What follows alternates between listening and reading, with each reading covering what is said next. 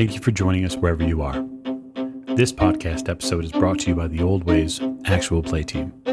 This actual play uses the 7th edition Call of Cthulhu tabletop role-playing game rules by Chaosium. This actual play is performed by adults and in an adult setting.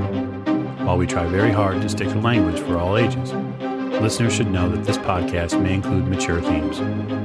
All content, including names, places, events, companies, and etc., that may bear resemblance to entities living or dead, is strictly coincidental.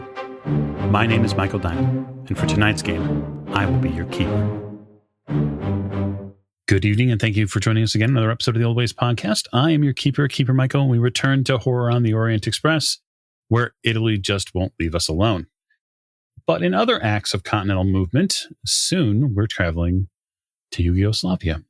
And to that end, we need to get into introductions. And so we will do that starting to my right. Hi, this is Mike, and I play James Robert Fraser, who is not having a good night.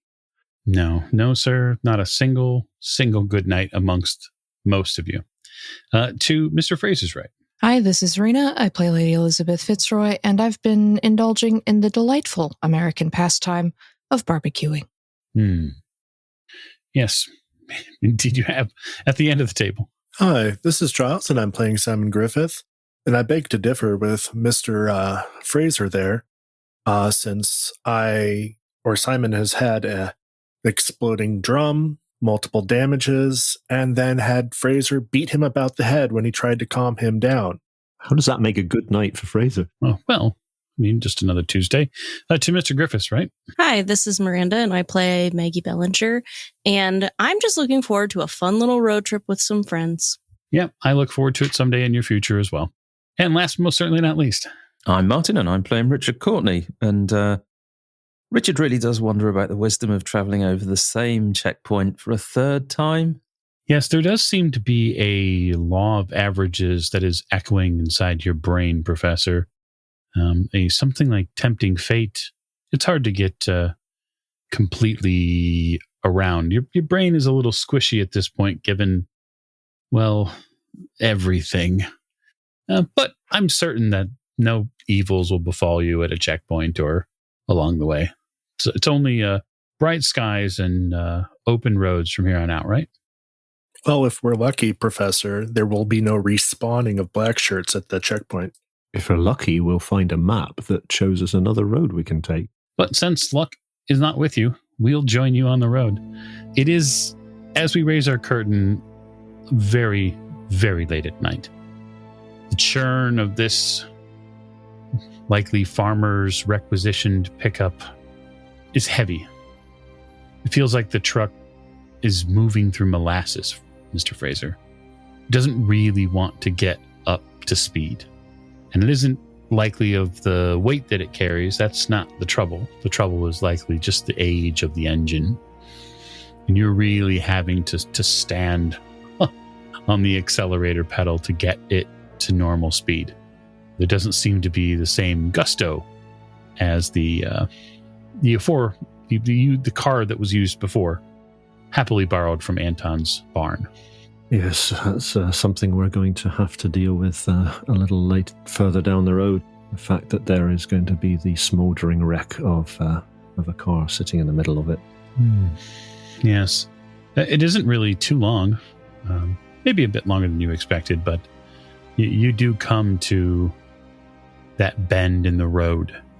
It's not the checkpoint that you see. It's not really even the car that you see that brings your mind into sharper focus. It's the bend in the road, because your brain already knows what lay beyond it.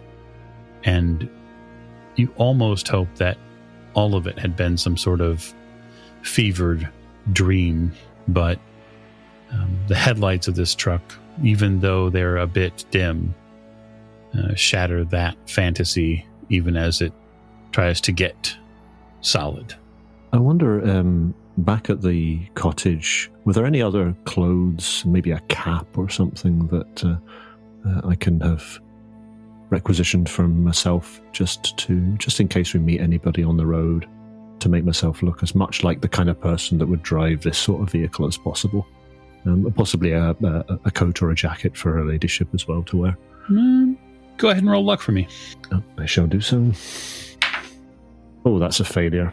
Yeah, unfortunately for you, you didn't really find anything for Lady Elizabeth that would likely fit. The best you could muster up for yourself was an actual farmer's hat. I mean, I'm not worried about it fitting Lady Elizabeth. It's just going to be something to make her a little less, stand out a little bit less in this somewhat less than high-class vehicle. Yeah, your hat is pretty broad-brimmed. It's probably a little too broad-brimmed. It's a sombrero, isn't it? It's not, but it's close. Does it have corks hanging around the edges? It does not. No, but there is a smell to it. It smells like the farm a little bit. That's fine. I don't care. I just want to leave Italy. I think he's reached a point where things like that are of little to no concern. Just as long as this truck keeps moving. The truck does, in fact, keep moving. It moves past a empty checkpoint, or what was left of it. It moves past several, pieces of what you might call evidence of someone having been here before, one of which is a smoking wreck of a much finer vehicle. I shall carefully give that as wide a berth as I can. I'm not quite sure how wide this road is, but it's probably about a lane and a half total. Not really a proper 2-lane road, but it's about a lane and a half. And if I have to go slightly off the road, maybe a wheel off the road just to get around it, then that's what I'll need to do. It strikes me as the kind of vehicle that will be able to cope with that all right. Oh, yeah. You're able to make your way past it. You can still see some of the trees in the area here are still smoldering a little, which for you, Professor, sets you a little on edge. It's not real fire, but you see the smolder up in the trees, and you wonder, will that catch? How far will it still go? And then it's gone. And you're rejoined by the darkness that makes up the environment, the road, the trees, the late night, as the truck churns forward. Getting back to the cave system, or the road that led you to the cave system, originally isn't hard. You know the way, which is nice, or at least some of it. No, you've been back and forth a couple of times. You don't see anyone else on the road. There are no other cars that pass you or come up behind you. And that city that lays near that cave system, Postumia, begins to appear on the horizon. Well, I'm glad that checkpoint was empty. I'm not sure I could have dealt with that for a third time. What? Oh, we went past the checkpoint again? Maggie's a little distracted by body parts. She's kind of in her own headspace. You remember that Simon is at 3 hit points, so he's kind of not paying attention to anything but just curling up and napping. Yeah, Fraser is quite studiously not had a conversation with Simon. He can hardly bear to look him in the eye, and he's kind of feeling a little bit uncomfortable sitting beside Lady Flamethrower as well. Lady E has not spoken this entire time. She's just been staring straight ahead with her hands on her cane, deliberately not looking at anyone or saying anything. It's very quiet. Apart from the incredibly loud engine noise. Just an awkward, tense car ride.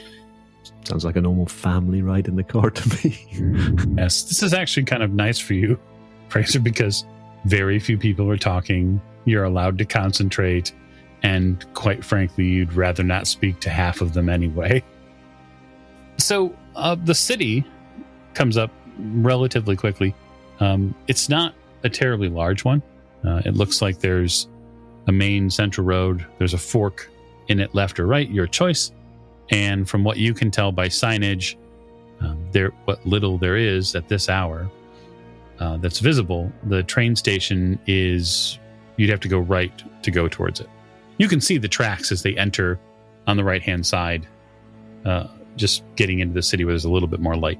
I'm glad we haven't encountered anything so far.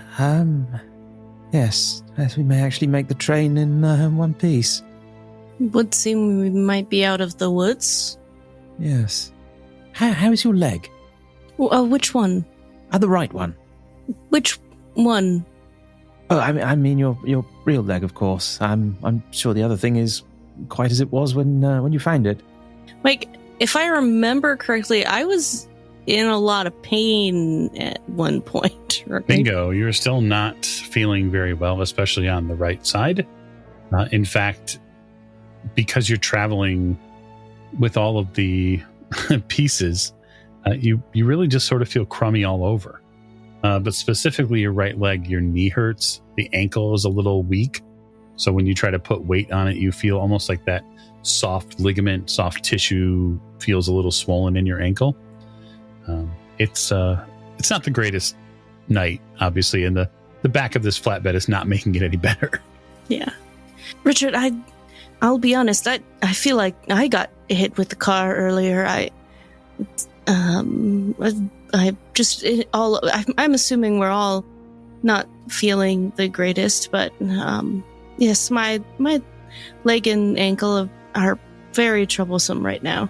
Yes. Let me see if I can find something that might help. I mean, we had the copper on your arm, and that helped a little, didn't it? Yes, it did.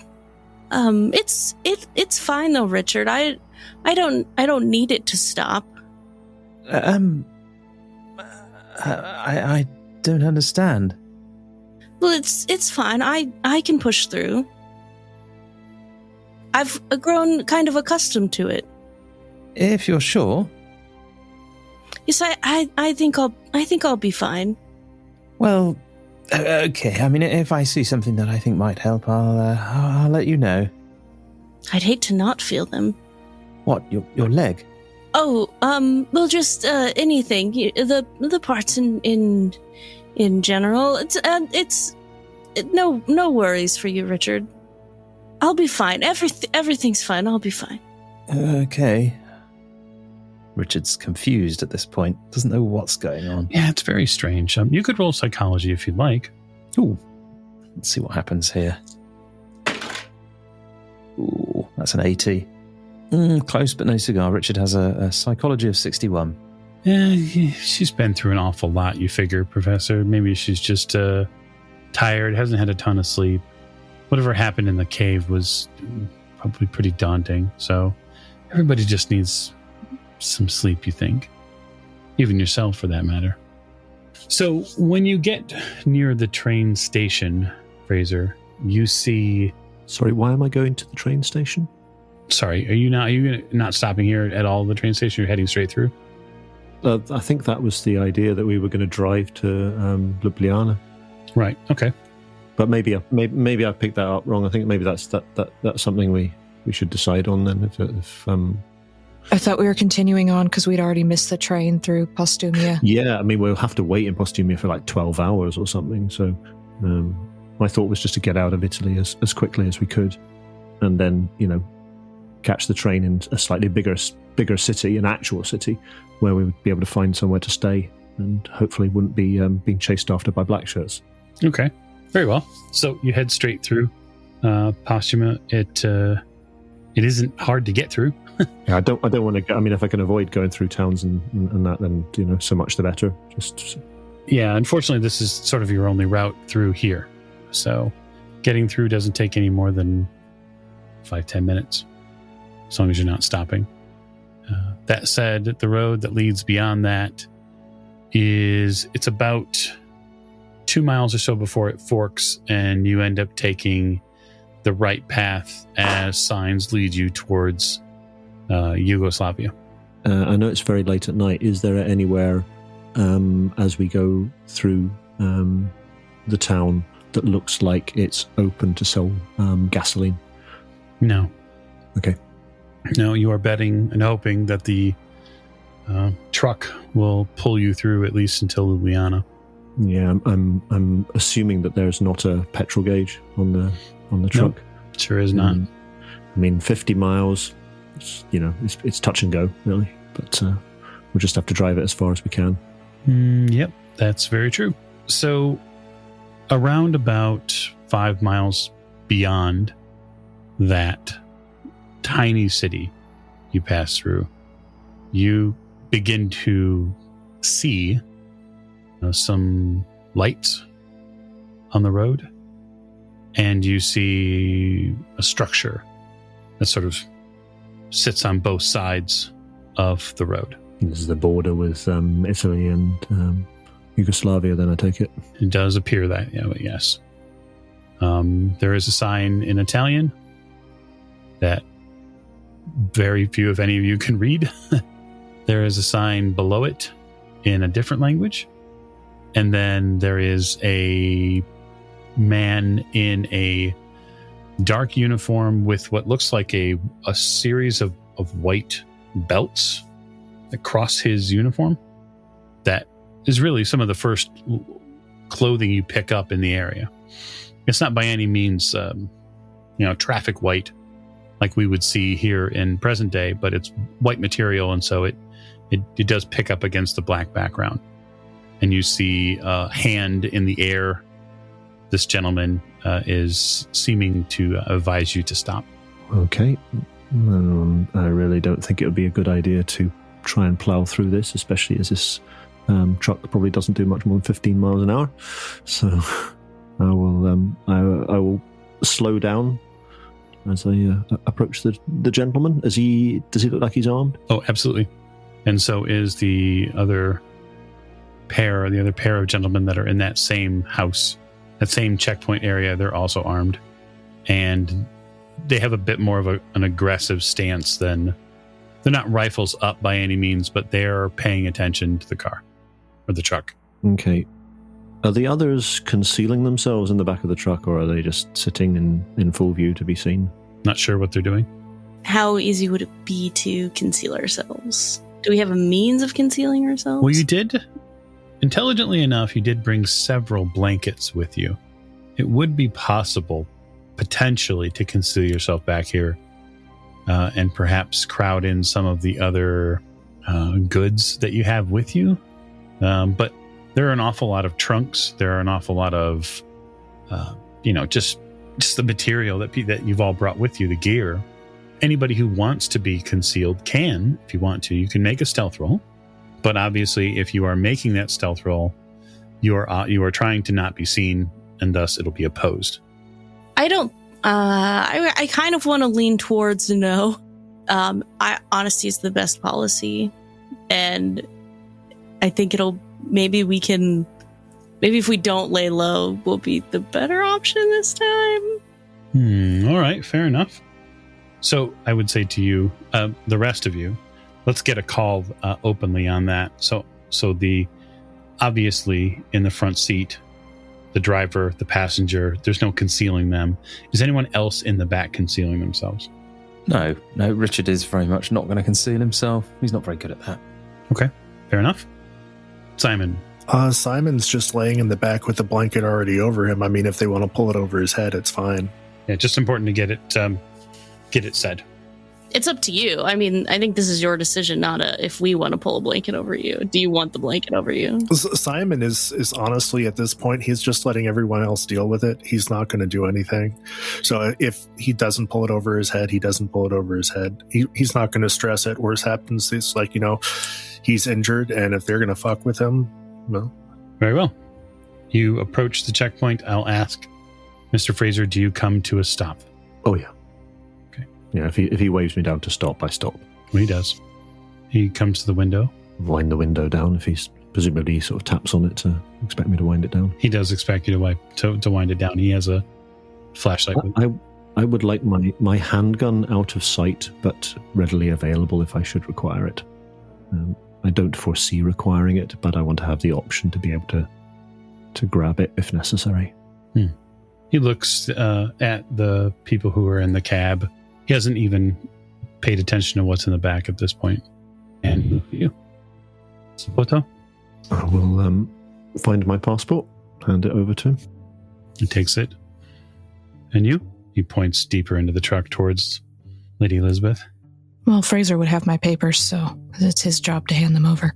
Yep, I'll glance over and then I'll hand over her ladyship's papers to the officer. He looks at them just for a fairly protracted moment. He looks at Lady Elizabeth's paperwork and then pretty quickly shuts it. And he goes back to yours, James. Can I make a psychology roll? Certainly, you can make one. What are you attempting to ascertain? To discern whether or not he thinks he recognizes the photograph as the picture of a wanted man. Sure, go ahead. If he kind of gives away any kind of, I've seen this before and I want to do something about it. Okay, psychology is 62. And that is a 66, but I will spend the 4 points of luck required in order to make that a success. You don't think he has. You don't think he's connected the two, but he is spending an awful lot of time looking at your passport. Okay, I will just sit there patiently and wait for him to finish. And if it becomes unusually long, I think I'll just politely ask, is there a problem, sir? Doesn't respond to you. Okay. Steps towards the back of the vehicle. Those of you in the back see a light sort of wash over the back of the vehicle. You hear a rapping on the side of the truck, and you see Paul's body sort of snap awake. Passporto, you hear in Italian. Oh, yes, of course, sir. And Maggie will fish out her passport. You get bathed in this torchlight. Most of you do, as the guard begins to scan the back. You see another gentleman come around the back of the vehicle and turn on his torch and look through the back of the vehicle. He steps up into the flatbed, this new guard, and he starts poking at Paul and demanding his passport. And Paul goes into his bag and fishes it out. So after they check the professor's passport and Maggie's, Paul's, they exit the vehicle. Do they take the passports with them? Yeah, for the moment. The original guard comes back to the front window and he says, "Awful late." It is, yes. Where are you going? We are heading towards Ljubljana. Ljubljana, huh? What business do you have there? Just a bit of sightseeing. Trip through Europe. Sightseeing. He fishes out one of the passports and hands it back to you. Thank you. It's a strange way for a lady to travel. Yes, well, sometimes we take what we can. There is quite a shortage of cars to be hired in Italy. You should take a train. He hands you back your passport, Fraser. Thank you. Yes, unfortunately we missed the last one, so we're hoping to catch it up again at a later point. Do you need any petrol? Well, if you're able to provide us with some, that would be most gratefully appreciated. We can pay for it. Yes, we'll have to. Of course. You have a pump here, or? No. There's a jug here. He says something very rapidly in Italian over the truck, and you see a guard head back into the guardhouse. It's uncommonly kind of you, sir. Very much appreciated. I'm really dubious about this guy putting petrol into this truck, but I'm not going to tell if he can't. The border guard brings over what looks like it doesn't look like a regular sort of petrol jug. It looks like basically a big tin can that they've made into one. But it probably could probably hold, 4 or 5 liters worth of petrol. That will keep us going for a bit. He steps back and the other gentleman begins pouring petrol into the tank. I take it we can't actually really see what he's doing from where we are now. You really can't. That's the problem. It's too dark. You don't have a good vantage point, and now one of them is at the back of the vehicle. Yeah, well, I think we'll just have to kind of sweat it out. Pay the gentleman. How much do I owe you for the petrol, sir? He smiles very broadly. Your passport, you from England? Scotland, originally. But, yes. We'll say 10 pounds sterling. Oh, that's a very fair rate. It's likely not a fair rate. Professor? oh no, he knows he's going to have to bribe these guys to get through. It's not under any illusions as to whether or not this is going to be at kind of forecourt prices. But if I'm not sure whether I would actually have £10 to hand, but I know that the professor carries several notes in his pockets just to tide him over. So you hear professor, you hear your name get called, or your title anyway. Yes. Would you be so kind as to pass me a £10 note? Yes. I'll have it back. Yes. You're receiving it currently in the form of gasoline. Oh, right. Okay. One of the guards walks to the back of the truck, the flatbed, and shines a light towards you, Professor. He pulls out his wallet and gives him a tenner.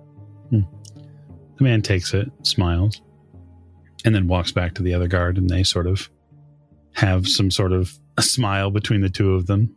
The original guard taps on the side of the truck door and says, "Safe travels. I hope you've enjoyed your time in Italy." Thank you very much. It's a beautiful country. Just slight in the dark nudge of like, go, go, go. Yeah, we've all got our passports back, and the petrol tank has received its input, and I will start moving forward. You all do get your passports back. The guards seemingly did not notice Mr. Griffith under all those blankets, and so the group passes its way out of Italy and into Yugoslavia. And Fraser breathes a very heavy sigh of relief that did not end up in a firefight. So the road ahead is not any smoother as far as the conditions go. It seems Italy's roads, while not necessarily so well maintained, are maintained a little better than the roads in Yugoslavia. So for those of you up on your history, you would know that this area of the country has seen an awful lot of turmoil in the better part of the several decades. And so the services in this space are probably not likely to be as available. That's just a reality as you sort of move through this portion of the country. That said, you are able to make good time towards Ljubljana because there's nobody else on the road at this hour. And I would ask then, Fraser, are you pushing to make the train at Ljubljana? Oh, I think we know that the next train is not for many hours, so we're never going to make it. We've already missed one, and the next one, it's only going to take, assuming that there's no major hold-ups, and we don't run out of petrol and have to walk the last 10-15 miles. I reckon that on these kind of roads, in this kind of vehicle, it's probably going to take 4 to 5 hours to get there. So it'll be daylight by the time we get there, and then we're going to have to spend most of the day there before the next train goes. All right, sir. So what I'd like from you is a Constitution roll. All righty. Because you have not slept in some time. Yep. Yeah, I don't anticipate that I'll be sleeping at all tonight. Got a fairly good Constitution. And that is an extreme success, 11 under 85. So you white-knuckle the last hour of this before Ljubljana. Everyone else, unless they are forcing themselves to stay awake, will have fallen asleep by then. And that is unavoidable. When you're up as long and done as many things as this investigator group has done and been through, sleep is just way too simple to find. Likely mostly from exhaustion. In this period of sleep, because it's not as restful as you need to be, there will be no hit point recovery. There's no MP recovery either. And so you sort of pass through a 4 to 5 hour gray period. I think that's the best way to explain it. Nothing is really tangible. Everything sort of exists in a blur. Your brain feels cloudy. It's not at all restful. It is Yugoslavia. So there is that. But you arrive in Ljubljana roughly about what you believe is about 6, 7 a.m. It does take you some time. The city itself is basically dominated by a medieval fortress. The old quarter of the city, it sits between it and a river. There are some art academies here. There is a facility of theology as well. And it is wrapped in a pleasant hug of fog when you arrive. And you almost arrive in this sort of dream state too, Fraser. So you are hanging on by the last threads of that energy that you have to stay up and stay awake. And you see what looks like a fairy tale, really. A city just at dawn, wrapped in fog, with a big fortress nearby. First thing that Fraser is going to do is, as they arrive in, see if he can see anyone on the streets. I'm kind of assuming that on the outskirts of the city, it's going to be more sort of residential. But I think once he gets in a little bit, he's going to see if he can find someone that might possibly speak English, that he can ask directions and ask if there is lodgings somewhere, a hotel or somewhere they can stay, which way to go. Well aware of the fact that the first few people he speaks to probably won't understand a word he says. Yeah, so let me make a luck roll for you and see if you have any chance at finding someone who speaks English. All right. So the first couple are not any help to you. Unfortunately, you don't speak their native language here, and they don't seem to piece together enough of what you're asking for. So are you stopping, or are you continuing to drive and just sort of picking at people as you go? I think for the time being anyway, I'm continuing to drive and picking at people as I go, and keeping my eyes peeled as well to see if I can see somewhere that's maybe got a sign that says hotel or something that looks like it. Yeah, you pick your way enough through to find a hotel. You get near the middle of the city, which doesn't appear to be terribly far from the train station here, probably about 4 or 5 blocks, and you come upon the Hotel Ljubljana, which is this, what looks like maybe 5 or 6 story yellow bricked hotel that's sort of tucked right at a corner of the street. It looks old, but it looks like it probably has beds. So okay, well, that's perfect. Just something that's serviceable and looks like it might be reasonably comfortable. I'm not looking for the Ritz. Well, you have not found the Ritz, so that is helpful. I'll pull up the truck and gently wake up her ladyship if she's sleeping beside me. Your ladyship, we're here. Oh, where is here exactly? We're at a hotel in Ljubljana. Marvelous. If you wish to remain in the truck, I'll nip out and make the arrangements for rooms for us. That would be wonderful, thank you, Mr. Fraser. My joints are desperate for a bed. Of course. I'll wake the others up as well. And I shall do just that. Okay. So, in short order, most of you are roused awake, and Mr. Fraser, you go in and make arrangements inside the hotel.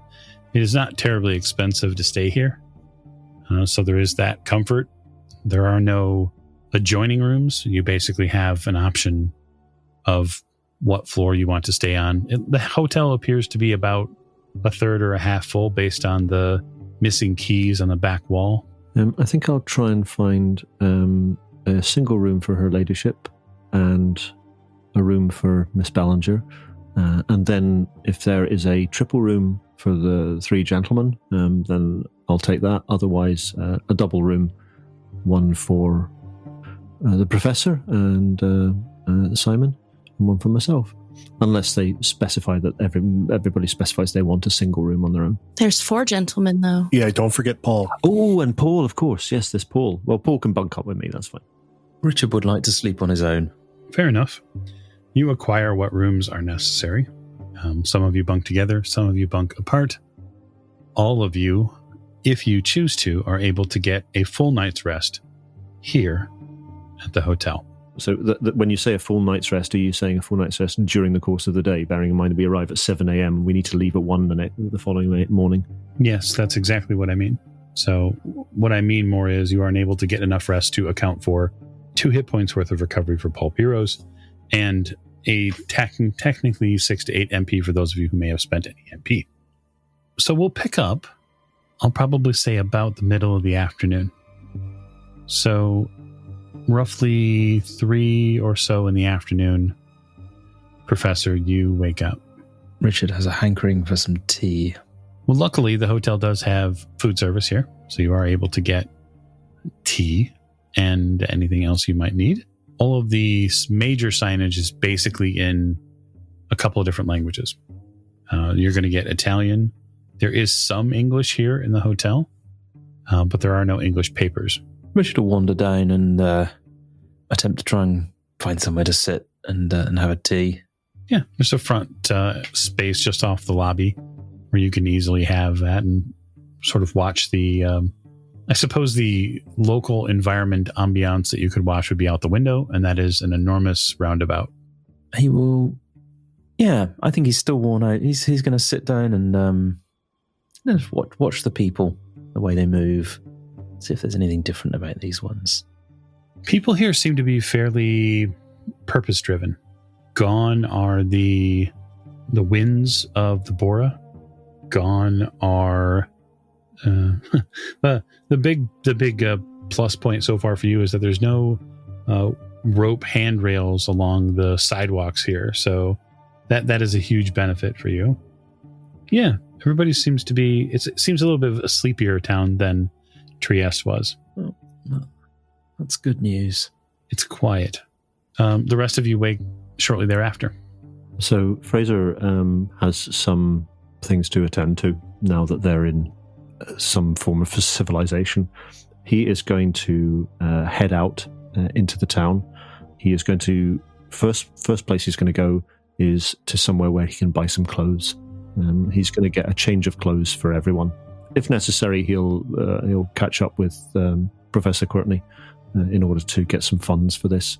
But I think everyone's probably needing a change of clothes. I think we've got our luggage and that kind of thing with us, but I know what we've been wearing for the last day at least anyway is probably fit for the bin.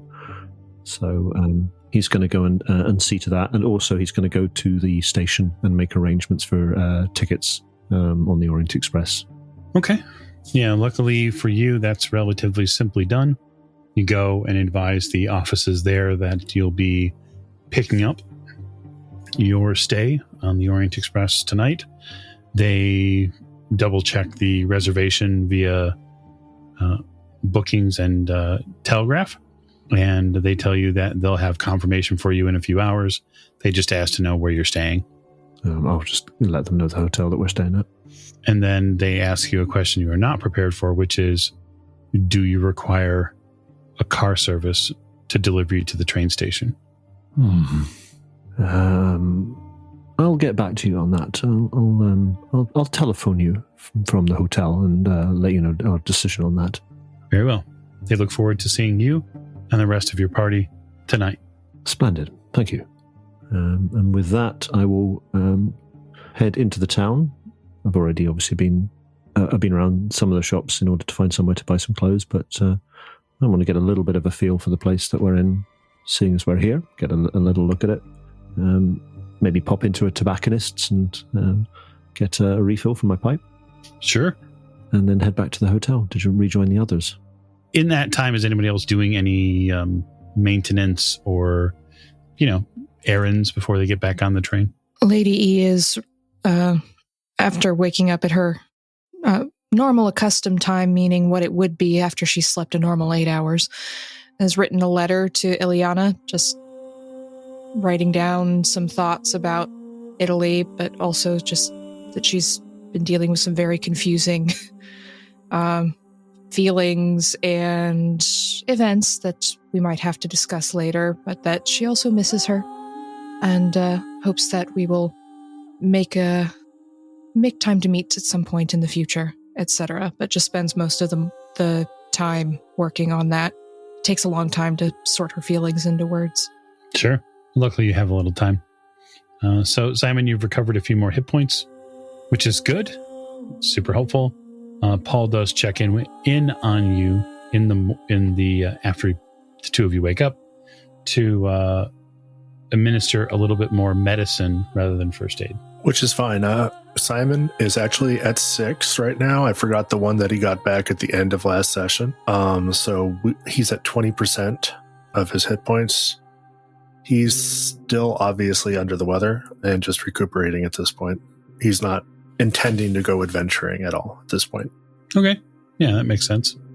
Paul spends about an hour with you, likely before you eat, just to make sure that all of your bandages are redone properly and you are seen to. He seems to be pretty concerned about some of the potential for infection, some of these, and tells you that you need to mind them and be careful that they don't get dirty.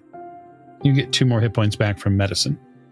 Does anyone else need medical attention? Because Paul would be keen to look at it before you got back on the express. Maggie probably needs some medical attention. Also, she went to sleep and woke up with all of the body parts in the bed with her clutching a knife. But if you're sleeping alone, no one's going to see that but you. So. No, but I just want it noted for the listeners that that's how Maggie sleeps now. It's now on the record. Is clutching a knife with all of the body parts in the bed. And then Maggie would get up and tidy it up before maybe seeking out some help from Paul. She's a bit low on hit points, a little bruised, a little battered, maybe a little recovering from hypothermia. All right. So you would heal 2 normally overnight. And Paul stays with you for about an hour to bind and treat your ailments and to try to give you various tonics and whatnot to recover you a little bit. You don't feel any better after he's done. You still feel the same ache. He even goes as far as to mix you a very specific tonic that should lift your spirits. It does nothing for you. I would even explain to Paul, too, that we found the other leg and that I'm now experiencing symptoms in that leg as well. He takes a note in his little notebook and nods. This does seem to be a pattern then. Each piece seems to be connected to you in some way. Oh, yes. It has some sort of influence over you. He lingers there by the door, seeming to want to ask a few more questions, but doesn't pry. Well, I know we're going to get started fairly late this evening to board the train here, but if you need anything before we get on the train, please let me know. He seems to back his way out of the room and close the door. Anyone else? Richard definitely needs a bit of healing. He's not felt his proper self for quite some time. Fair enough. At least we know what Paul's doing. Mostly. That is a good roll. That's a hard success on medicine. Ooh. Professor, you get 3 hit points back. And Paul shows you a fruit-based tonic that he has been experimenting with. What is this? Blackcurrant, is it? Strawberry? Mm-hmm. Blackcurrant. Yes. What else? Well, a few medicinal additives, but nothing too narcotic, mind you. Ah, right. That's good.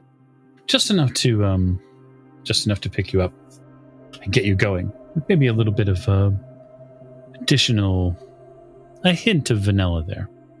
Well, I'll give it a go, I suppose. Please do. He smiles. Yes, maybe you could do the, I don't know, something to, it's just going to whisper on. Maybe a little nutmeg to balance it, I think, would be, would do the world of good. And I hear that has some excellent medicinal properties as well. He makes a note. I'm a little concerned. He leans in. Just a little concerned about Miss Bellinger. Has she take a turn last night or do something? Her right leg and knee is swollen. Right. I'm not quite sure what she got up to, but it was rather lively in the cave we went to, and I'm sure she's just, I hope just sprained it or something. Well, I can give her something for the swelling, and hopefully it'll abide a little bit. Yes. She does seem rather swollen all over. He nods. I agree. She needs proper travel. Yes, I'm afraid the back of that truck was, hardly fit for any of us, but there we are. See if you can get her to put her feet up. That should help with the swelling. I don't think I can get her to do anything at all. She'll do exactly what she wants to do and nothing else. Well, I shall see you on the train tonight then. I have some errands to run myself before the sun goes down. Yes. Don't forget the nutmeg. I won't. He clasps the bag together and locks it up and then heads out. Fraser, you're coming back in as Paul is leaving, and he gives you a wave. Be back in about an hour. Oh, where are you off to, Paul? Oh, wow, the local pharmacist. Oh, I see. Aye. Well, perhaps pick up some liniment for myself while you're there. I'm a wee bit stiff and achy after our exertions recently. I shall see to you straight away when I return. Oh, I'll do. Perhaps we should have a wee chat as well at some point. Yes. He steps just a hair closer and says, I had a quick conversation with the professor about Miss Bellinger. She's not taking to treatment very well today. I don't know what it is. I don't know what is going on. She's a bit swollen. Swollen, you say? That's what the professor said. Swollen? How swollen? Well, her right leg her knee is... it's taken on some water, it seems like. Oh, have you had a chance to examine her? I have, but he sort of raises one of his hands as if he's powerless. I tried everything I knew. It hasn't brought the swelling down yet. I hope it's not an infection. That's very unfortunate. Do whatever you can, and I wonder if we might need to seek some specialist assistance. How are you faring as well with the... I know we're dragging you from pillar to post, and I do apologise for the situation that we've placed you in here. It can't be easy for you. I was fortunate to see enough post-war in Paris that I've got strength left. Aye, well, good man. But, you're not beholden to us. If you feel that what we've undertaken is too much for you, then nobody will think any the less of you if you make your way back home. Oh, well, home isn't really a place I want to go anymore. I would be back to England once Lady Elizabeth is... Well, once I'm done in her service, I'll probably head back to England to go to school. The medical universities in England are far better than they are in the States, and I want to be a doctor. Aye, good man. Well, you've certainly earned your stripes, so to speak, with the kind help that you've provided for us on our travels. But I have to say, Paul, I do apologise for interrupting, but the situation that we find ourselves is tenuous at best, and, well, you've seen yourself that there is danger involved, and I would not like you to be travelling on with us blindly, so to speak. You must know that the danger to us could become danger to yourself, and I would not feel comfortable. I would not feel comfortable if I did not warn you of this and give you the opportunity to step away if it was not something that you felt you could take part in. Well, I do appreciate the warning. I think that with what the lady has provided for my services, I think I am still in a bit of debt, as far as I see it. And until that's paid, No, I'll be here. Not at all, Paul. In my opinion, and I would hope that I can speak for her ladyship on this score as well. In my opinion, the stalwart and good-humoured manner in which you have conducted yourself and assisted us when you could quite easily have turned your back on us or gone to the authorities under certain circumstances, because I know that some of the things that have happened have been very unusual to say the least. You have repaid any debt you might feel that you owe us manyfold, and I am sure that when we have completed this undertaking, I am sure that her ladyship will do her level best to provide you with any means necessary to continue the education that you are pursuing, and help in any way that she can to ensure that you get a good position, because by God, man, you've earned it. Well, I do appreciate you saying so, Mr. Fraser. You are, I think in some ways you're a lighthouse for the people around you. Oh, not at all. I just do what I see needs to be done. That's all. I'm far from perfect. Aren't we all?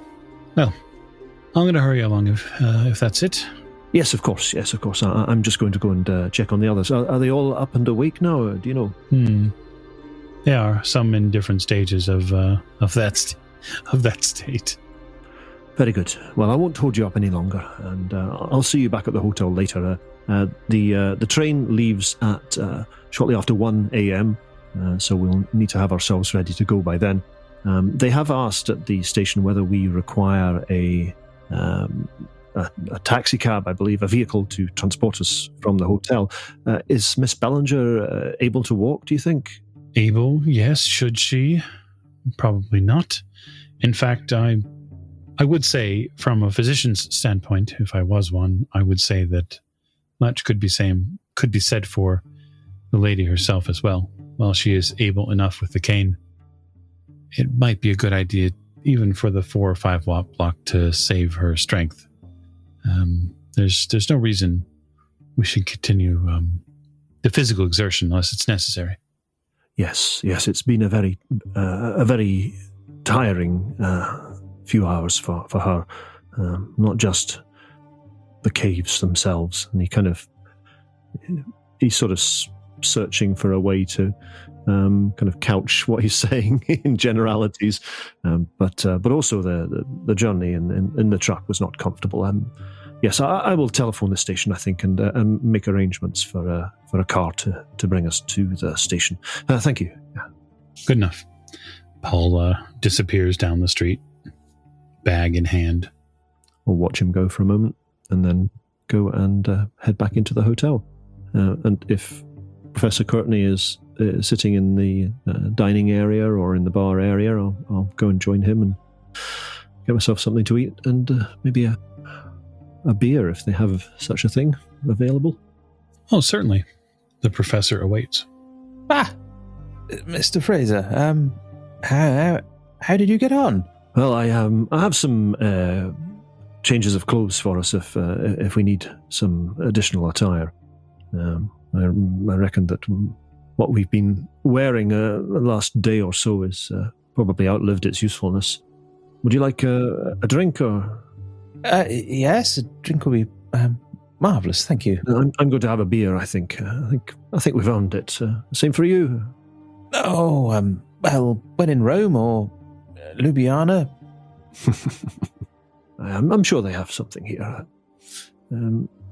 I'll see if I can get something to eat. Have you eaten?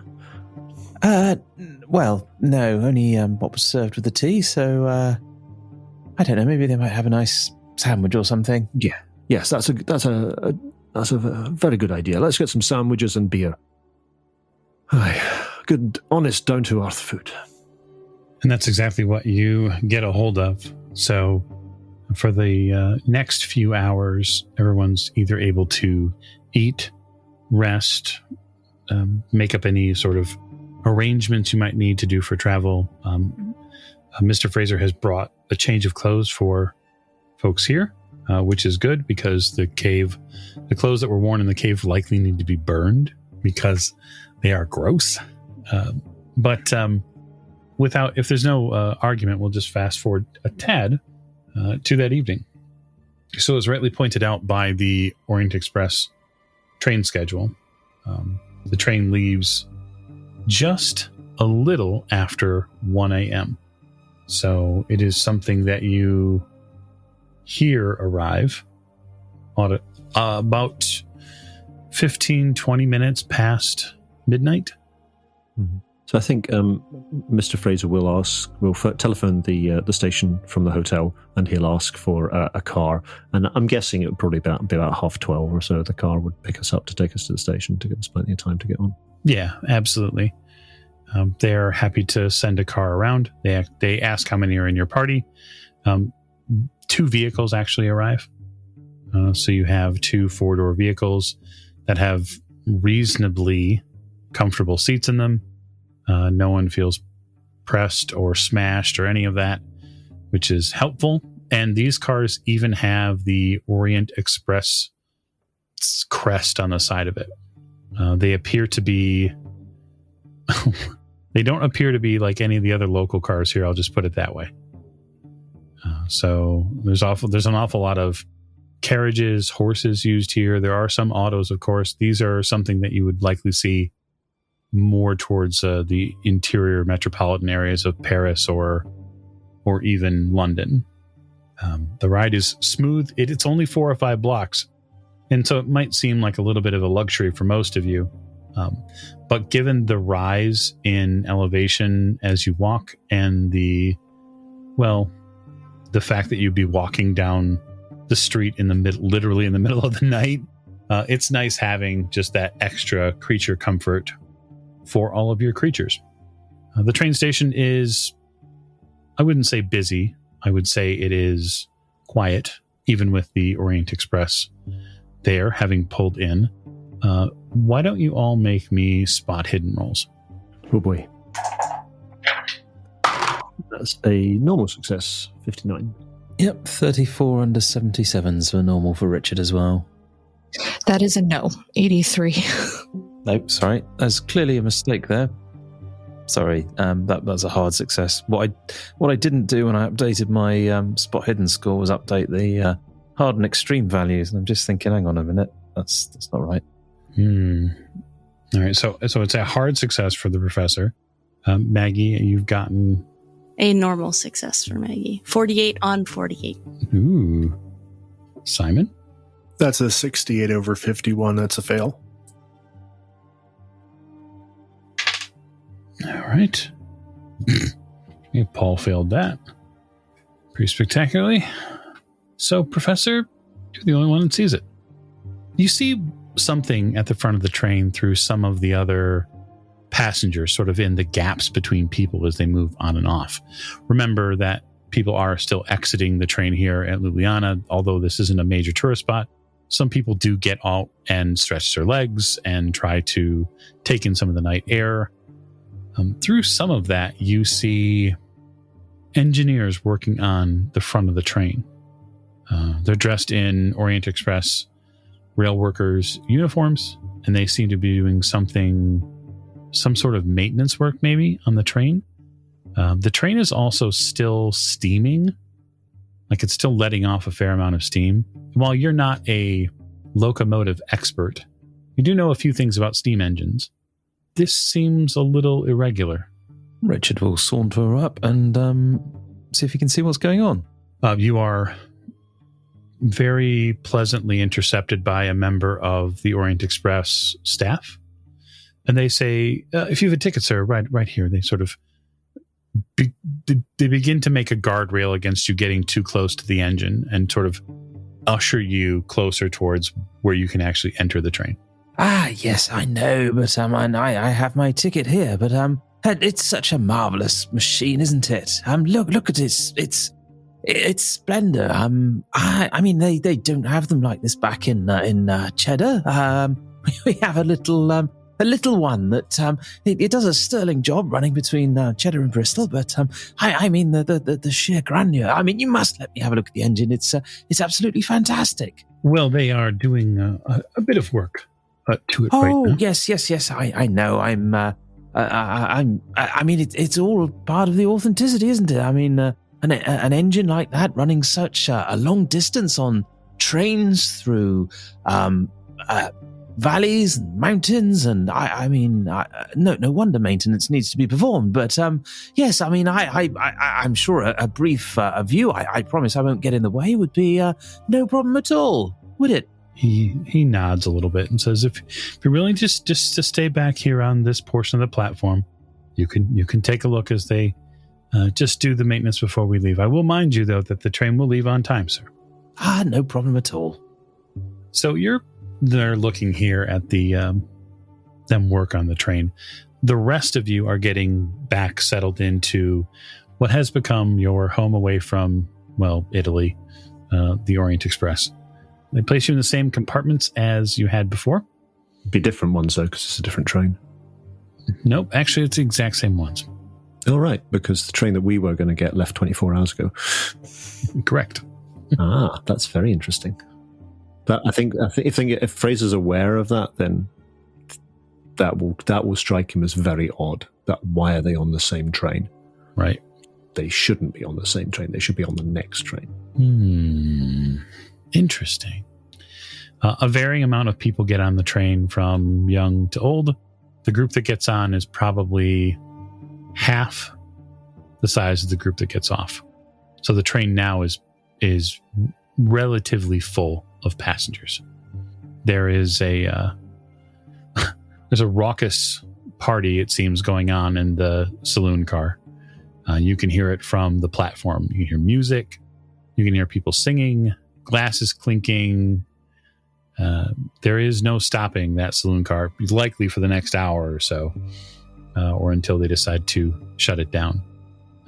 But you do all board the train and take your spots. You see a couple of elderly folks get on with the assistance of their staff. So a couple of people get on in wheelchairs. There are no children boarding this time. Not saying there are no children on board, but no children boarding. And Maggie, you getting on the train is a little higher degree of difficulty than probably anyone else. Your body is racking with pain and aches. Nothing, it seems, that Paula has been able to attempt is working. And you do feel your joints feel a little swollen. Yeah. And imagine once we get settled into the train, Maggie might ask Richard for a little train medicine. All right.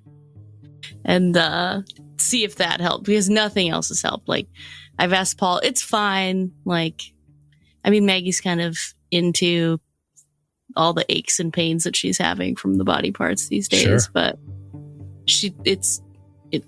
they can't get in the way of her doing her job, I guess. So, Professor, you stay outside just a little bit longer, and I would like you to make me a mechanical repair roll. I think that's as close as we can possibly get to what you would actually need to roll, unless you have a steam engine skill. No, I mean, he's got physics as well, so I guess that's possibly helpful depending on what they're doing. Mm-hmm. That's a 32 under 40, so a regular success.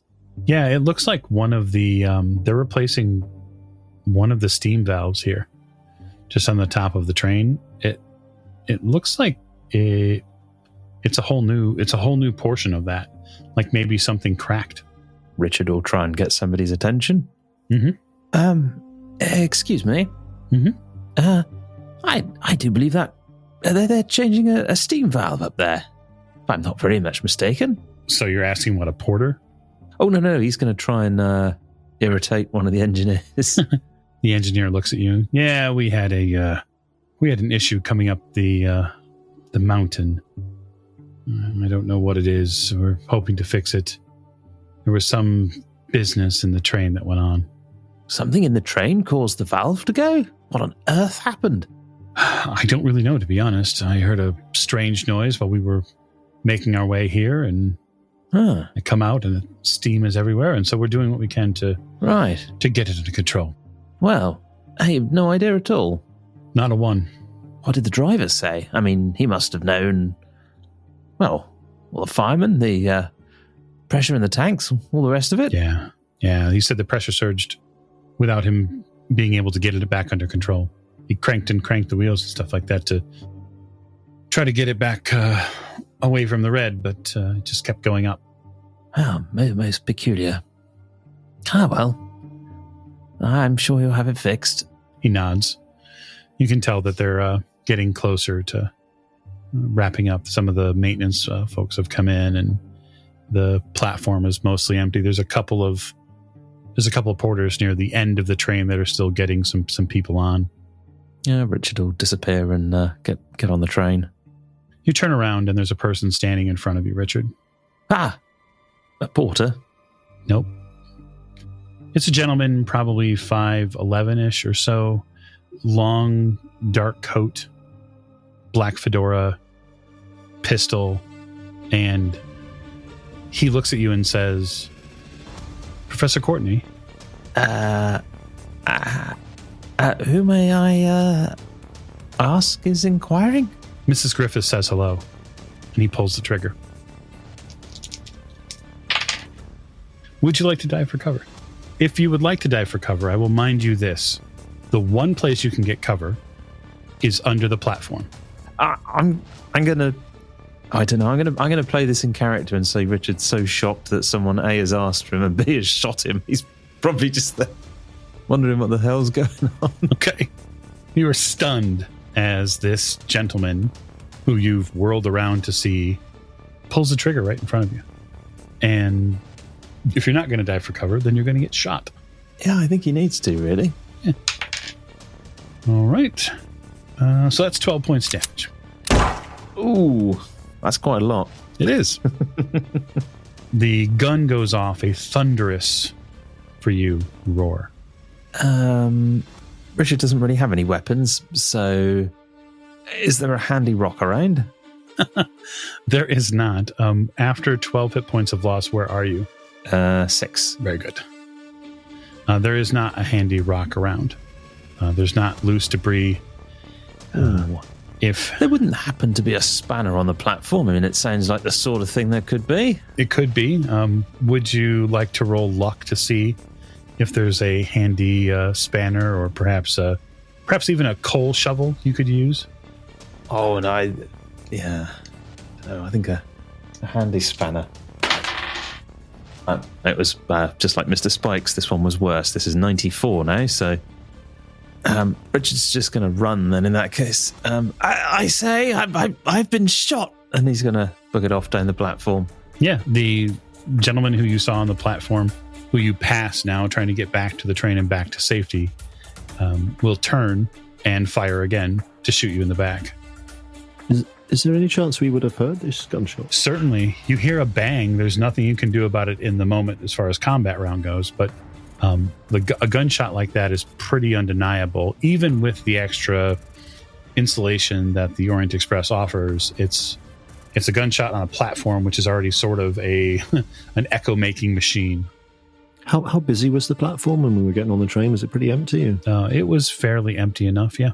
Because I'm assuming there's going to be some sort of reaction outside to this as well. But I guess it'll take a few moments for us to be able to get to a position where we can observe it. Mm-hmm. Yep. What's going on? Just let me handle this really quick. We'll get to it, promise. All right. It's 26. All right, so that's a hard success. Oh, dear. And that's 11 points of damage. Richard will be at -5. Well, it's not really how things work. So I guess the question for you is, if you would like to survive the attack, you can. My luck is going to go down, isn't it? Well, you'll have to spend all of your luck. All of it, yes. You won't have any luck if you die. That's Martin. true. I'm still weighing this up. Yeah, Martin, just do it. And I had so much luck. 54 points as well. All you have to weigh up is, do I want to live or do I want to die? That's the choice you have to make. No. Well, go on then. Okay. So you spend all your luck. You fall onto the platform in a heap. The last things that you hear are shouting and sort of dull echoes around your ear of your heartbeat slowing down. You feel yourself lay there on the cold platform. And then everything slowly around you just grinds to a halt. Visually, auditorily, and the frame freezes. It doesn't go anywhere. And the only place we go is on to our next episode. So thank you so much for joining us for this episode of Horror on the Orient Express. We'll investigate what happens next week.